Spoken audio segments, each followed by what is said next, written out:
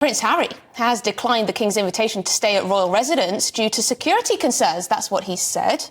Yes, according to The Telegraph, the Duke of Sussex declined his father's offer because he would be staying in a visible location with public entrance and exit points and no police protection. Yes, this follows Harry and Meghan's trip to Nigeria, the world's 12th most dangerous country. So is Prince Harry safer in Nigeria than in the United Kingdom? Well, former royal correspondent at the BBC, Michael Cole, believes that Prince Harry is safer in the UK, while the royal commentator Richard Fitzwilliams says he may be safer in Nigeria. Well, Richard Fitzwilliams, let's start with you. That sounds like a pretty curious point of view. How do you arrive at it? Well, I think, firstly, Nigeria, of course, is on the Foreign and Commonwealth Development Office list of very dangerous countries to visit. We're not talking, however, about a normal tourist visit. What we are talking about was a visit, of course, which was arranged on behalf of General Musa, the defense chief in Nigeria. It was perfectly obvious that once the red carpet was rolled out for them, in my opinion, they would be safe and wherever they went. I mean, if you take, for example, the 2013 Chugam in Sri Lanka, the same argument, the fact that there are problems within the country, could have been used to postpone it, which it wasn't at all. And this was a 3-day visit. I do think it was successful as a sort of faux royal tour, and I don't think that there were security concerns that were not addressed by the Nigerian authorities. It included, of course, Harry visiting Kaduna, and we know that he visited a hospital with wounded soldiers, and that Nigeria is involved in a war against Boko Haram, the terrorist organization. But I think there's no question that everything that was handled in that visit was done so with, obviously, security. All right. Well, Michael, Nigeria looked after the couple very nicely. Good afternoon, Ellie. Good afternoon, Tom. I hesitate to use the word paranoia because it has a precise clinical meaning, but Prince Harry seems to be entertaining extreme fears about the safety of himself and his family. Now, maybe that is to do with the fact that very unwisely he disclosed in his autobiography, Ghost-Written Spare, that he had, as the commander of an Apache attack helicopter, personally killed 25 Taliban, which I said at the time on this very program, painted a target on his back.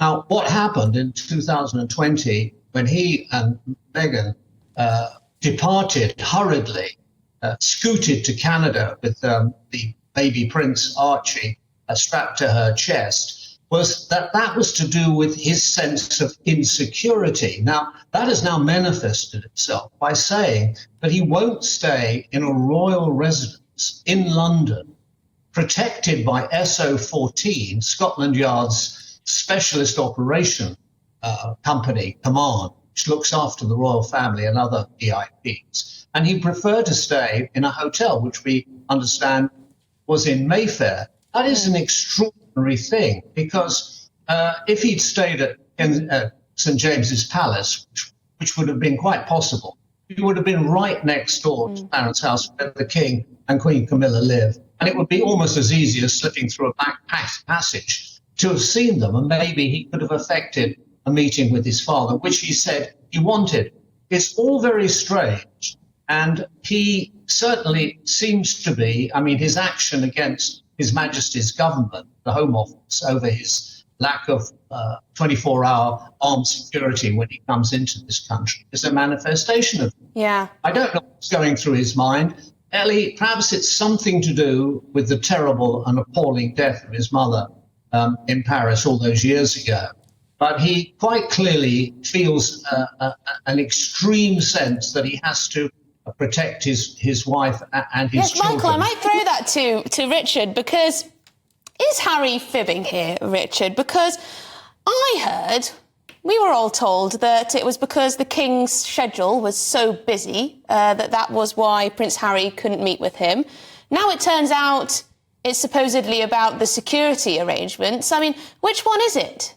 Yes, no, I think that this is a very sad situation, and I think, in fact, it's quite bizarre if we look at what was actually stated. I mean, it was just shortly after he touched down that his spokesperson said that the king was too busy, supposedly. Now we understand this may not be the case, to meet Harry, and then now it appears that it may be something to do with the security aspect of staying in a royal palace versus a hotel. All of this is, of course, part and parcel of the fact that there is such a deep rift in the royal family, and it's also extremely sad. I would, however, mention, and Michael will know this, in fact, that former counter-terrorism chief Neil Basu was saying that there is a far-right terrorist potential threat. There have been incidences of concern with reference to Harry and his family, and of course,